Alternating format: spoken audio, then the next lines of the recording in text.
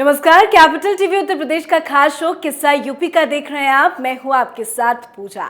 आज किस्सा योगी की डिनर डिप्लोमेसी को लेकर। एनडीए की राष्ट्रपति पद की प्रत्याशी द्रौपदी मुर्मू के सम्मान में योगी आदित्यनाथ ने डिनर का आयोजन किया था, पर इस डिनर में बीजेपी ने विपक्ष का स्वाद खराब कर दिया।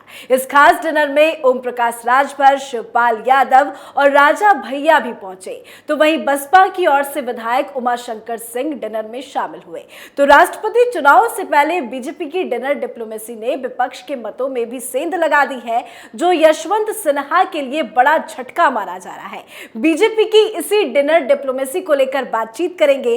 चर्चा के लिए हमारे साथ स्टूडियो में मौजूद हैं कैपिटल टीवी के सीनियर एडिटर राजीव जी। राजीव जी, बहुत बहुत स्वागत है आप। धन्यवाद। योगी की ये डिनर डिप्लोमेसी है क्या आखिर?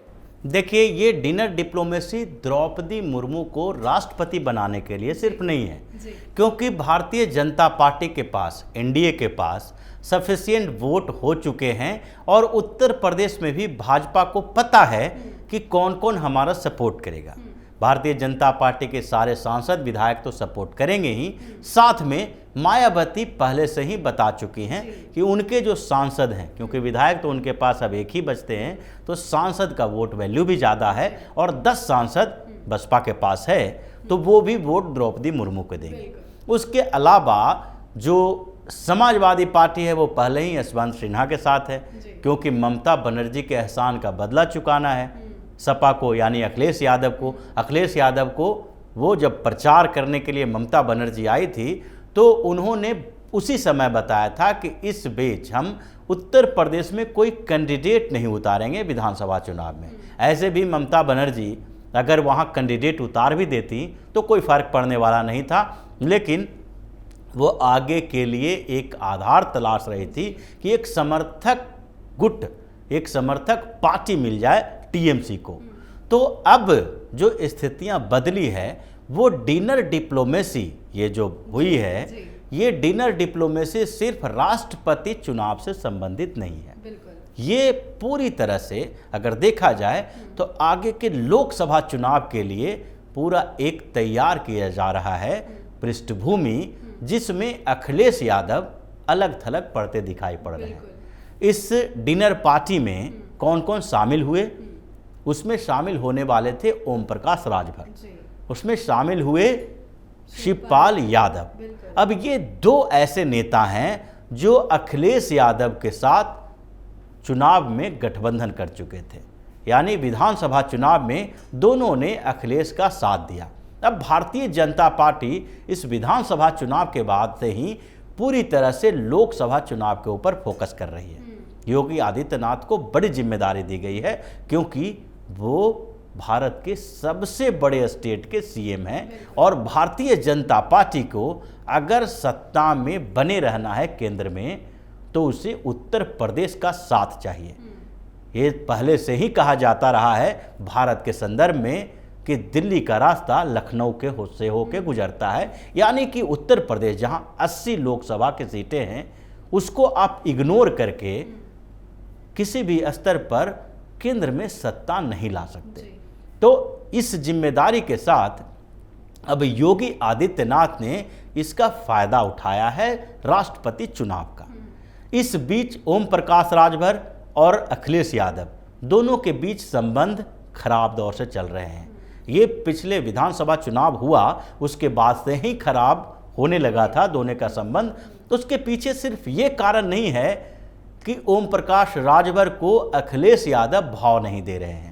ये दोनों के बीच का गठबंधन ऐसा नहीं था कि दोनों के बीच प्रगाढ़ दोस्ती थी या दोनों दल लंबे समय से गठबंधन में थे।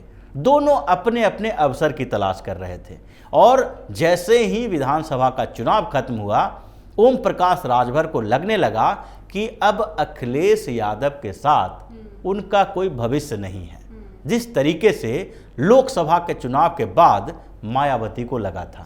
लोकसभा चुनाव के दौरान मायावती और अखिलेश यादव ने गठबंधन किया, लेकिन चुनाव खत्म होने के बाद मायावती को लगने लगा कि अब आगे के विधानसभा चुनाव में अखिलेश यादव की समाजवादी पार्टी के साथ उनका गठबंधन नहीं हो सकता। अगर गठबंधन होगा तो फिर या तो मायावती को पीछे हटना पड़ेगा या अखिलेश यादव को पीछे हटना पड़ेगा।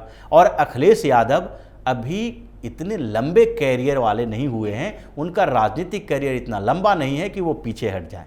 अब जब दो गठबंधन में दोनों ही पार्टी स्टेट की पार्टी है और दोनों पार्टी के पास सीएम के उम्मीदवार हैं, तो ऐसे में अगर कोई भी पार्टी पीछे हट जाए और दूसरे को सीएम बनाने के लिए समर्थन दे दे तो उसका आधार कमजोर हो जाएगा। इसलिए मायावती को लगा कि अभी वो राजनीति में सक्रिय रहेंगी, फिर से सीएम के रेस में रहेंगी, तो अखिलेश यादव उनके सबसे बड़े प्रतिद्वंदी हो सकते हैं। इसीलिए उन्होंने लोकसभा चुनाव के बाद ही बता दिया कि सपा ने उनको वोट नहीं दिलवाया, सपा का जो वोट है वो बीएसपी को कन्वर्ट नहीं हुआ, इसीलिए आगे के चुनाव के लिए हम कोई गठबंधन नहीं करेंगे। अब इसी तरह के यहाँ पर देखा जाए विधानसभा चुनाव के बाद ओम प्रकाश राजभर को भारतीय जनता पार्टी ने आगे बढ़ाया। 2017 के चुनाव में भाजपा के साथ गठबंधन के बाद उन्हें सीटें मिली थी, 8 सीटें मिली और उसके बाद उन्होंने मंत्री बनाया गया ओम प्रकाश राजभर को, लेकिन उनकी महत्वाकांक्षा बढ़ी और लोकसभा चुनाव के पहले उन्होंने गठबंधन तोड़ लिया, क्योंकि लोकसभा के चुनाव में ओम प्रकाश राजभर को कोई सीट नहीं दी गई थी और दी भी नहीं जा सकती थी, क्योंकि इतना बड़ा आधार किसी एक लोकसभा क्षेत्र में उनका नहीं था। तो ऐसी स्थिति में वो विपक्ष में किसके साथ जाते, तो उन्होंने देखना शुरू किया समाजवादी पार्टी का। समाजवादी पार्टी के साथ गए और इस बार एक तरह से उन्होंने उसकी भी जांच कर ली, ये टेस्ट कर लिया कि समाजवादी पार्टी अब अगले 10 साल तक उत्तर प्रदेश में कुछ नहीं कर सकती। इस 5 साल की बात नहीं है, उसके बाद भी 5 साल 10 साल तक अब अखिलेश का भविष्य सुरक्षित नहीं है और उनके साथ किसी का भविष्य भी सुरक्षित नहीं हो सकता। तो ओम प्रकाश राजभर ने उसी समय से अखिलेश यादव के विरोध में जाना शुरू कर दिया, लेकिन वो ये देख रहे थे कि कब हमें दूसरे तरफ से कोई संकेत मिलते हैं। इसीलिए ओम प्रकाश राजभर धीरे धीरे अखिलेश यादव से दूरी बनाते रहे और उन्होंने उनके ऊपर कुछ गंभीर आरोप भी लगाए। जैसा कि उन्होंने कहा कि विधानसभा चुनाव में जो हार हुई है उसका एक बड़ा कारण अखिलेश यादव का कन्फ्यूजन है। उन्होंने ये भी कहा कि अखिलेश यादव को अपने एसी कमरे से बाहर निकलकर कार्यकर्ताओं से मिलना चाहिए, वो काम नहीं कर रहे हैं। वो कई आरोप लगाए। फिर जब चुनाव होना था एमएलसी का तो उस समय भी राजभर को भरोसा था कि उनके बेटे को टिकट मिल जाएगा, लेकिन वो भी नहीं हुआ, राज्यसभा चुनाव में भी नहीं हुआ। तो ऐसी स्थिति में अब उनका गठबंधन को छोड़ने का लगभग प्लान बन चुका है। ऐसे में ये सवाल उठता है कि आखिरकार भारतीय जनता पार्टी को क्या जरूरत पड़ी है। चुनाव खत्म हो चुका है, भाजपा को बहुमत मिल चुकी है, ऐसे में सरकार तो योगी की बन गई, अब राजभर को अपने साथ क्यों लाए। लेकिन भारतीय जनता पार्टी चुनाव के बाद हमेशा अगले चुनाव की तैयारी करती है और इसीलिए दूसरी पार्टियों से ये अलग है। सरकार का काम सरकार को करना है तो संगठन का काम संगठन को करना है, और यही डिफरेंस है जिसके कारण भाजपा अभी 18 राज्यों में सरकार बना रखी है, केंद्र में भी सरकार है, और दूसरी तरफ कांग्रेस की स्थिति कमजोर होती जा रही है। कांग्रेस सरकार बनाने के बाद भी कुछ कर नहीं पाती है।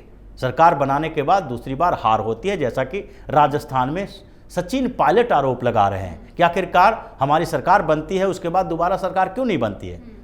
छत्तीसगढ़ में भी ऐसे ही होगा, मध्य प्रदेश में सरकार बनने के बाद भी टूट गई, तो हर जगह ऐसी स्थिति रहती है। तो भाजपा अब आगे तैयारी कर रही है लोकसभा चुनाव की। 2024 में अखिलेश यादव को, मायावती को, दोनों को एक साथ निपटाना है भारतीय जनता पार्टी को। कांग्रेस तो कहीं पटल पर है ही नहीं। राहुल गांधी पिछली बार भी चुनाव हार गए थे और इस बार सोनिया गांधी भी लड़ेंगी या नहीं लड़ेंगी। लगता है कि हो सकता है कि वो प्रियंका गांधी को आगे बढ़ा दें, अपनी सीट दे दें, एक सीट राहुल गांधी, एक सीट प्रियंका। लेकिन राजीव जी, जिस तरह से विपक्षी एकजुटता नजर आ रही है और अखिलेश यादव के जितने समर्थन में है, चाहे वो शिवपाल यादव हो, वो भी नाराज हो गए हैं, ओम प्रकाश राजभर भी दूरी बना रहे हैं, तो ऐसे तो 2024 अखिलेश के लिए बहुत बड़ी मुसीबत बन के। बिल्कुल, और उसी की तैयारी तो हो रही है। ये ओम प्रकाश राजभर को भारतीय जनता पार्टी अपने साथ रखना चाहती है, उसका यही आधार है कि पूर्वांचल में राजभर समुदाय का वोट है। भारतीय जनता पार्टी के पास पहले से भी राजभर समुदाय के वोट है। अनिल राजभर को मंत्री बनाया गया था और विधानसभा चुनाव में भी ऐसा नहीं है कि ओम प्रकाश राजभर के कारण सारे राजभर वोट सपा को या सुभाषपा को मिले हैं, भाजपा को भी मिले हैं, लेकिन उसको और बढ़ाना है। तो ओम प्रकाश राजभर के साथ गठबंधन अगर फिर से होता है, हो सकता है कि राजभर को मंत्री भी बना दिया जाए। लोकसभा चुनाव में वो फायदेमंद होंगे। दूसरी तरफ शिवपाल यादव की बात है। शिवपाल यादव इस बीच कंफ्यूज रहे। विधानसभा चुनाव के पहले अखिलेश के साथ चले गए, उसके बाद धोखा फिर से हुआ उनके साथ। अब 2 बार धोखा खाने के बाद तीसरी बार नहीं खाएंगे। इसलिए जब धोखा खाने के बाद, चुनाव के बाद पहली बार जब सीएम योगी के साथ शिवपाल यादव की मुलाकात हुई थी, तो उस समय अटकलें लगाई जा रही थी कि वो भाजपा में चले जाएंगे।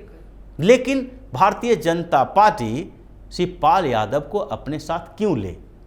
क्योंकि शिवपाल यादव भाजपा के बाहर रहकर अपनी पार्टी बनाकर भाजपा के लिए ज़्यादा फायदेमंद हो सकते हैं, बशर्ते कि वो भाजपा में आके। बिल्कुल वो अखिलेश यादव के वोट में सेंधमारी करेंगे, जिससे भाजपा को फायदा होगा। अभी अगर देखा जाए तो आजमगढ़ में और रामपुर में जो चुनाव हुए हैं, दोनों जगह पर अखिलेश यादव की पार्टी यानी सपा के वोट में भाजपा की सेंधमारी हुई है। और उसमें ये नहीं कहा जा सकता, आजमगढ़ में शिवपाल यादव ने भारतीय जनता पार्टी को वोट दिलवाए हैं और यादवों का वोट जो है धीरे धीरे भाजपा की तरफ कुछ कुछ जगहों पर शिफ्ट हुआ है। और यही यादव लैंड में लोकसभा चुनाव के दौरान शिवपाल यादव मजबूती के साथ चुनाव लड़ेंगे और अखिलेश यादव को नुकसान होगा। तो अभी जो अखिलेश यादव की स्थिति है वो लोकसभा में सबसे कमजोर हो गई है। केवल 3 सीटें हैं लोकसभा में, 5 सीटें थी, 2 सीटें फिर से हार गए उपचुनाव में।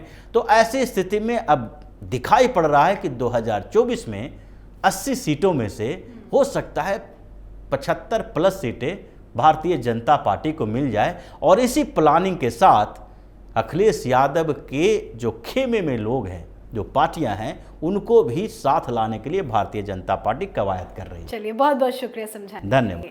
तो यूपी में योगी आदित्यनाथ की डिनर डिप्लोमेसी ने विपक्ष को परेशान कर दिया है। सबसे ज्यादा झटका अखिलेश यादव को लगा है। अखिलेश ने जिस विपक्षी एकता की उम्मीद के दम पर विपक्ष के संयुक्त उम्मीदवार यशवंत सिन्हा को समर्थन देने का ऐलान किया था, उसे पूरा करने में अब वो नाकाम दिख रहे हैं। योगी आदित्यनाथ के पक्ष में समर्थन बढ़ता जा रहा है तो वहीं अखिलेश कमजोर होते जा रहे हैं, जिसका असर साफ तौर से 2024 के चुनाव में भी देखने को मिलेगा। आज के हमारे खास शो में फिलहाल इतना ही, पर कल एक बार फिर से एक नए किस्से के साथ हाजिर होंगे। तब तक देखते रहिए कैपिटल टीवी उत्तर प्रदेश। नमस्कार।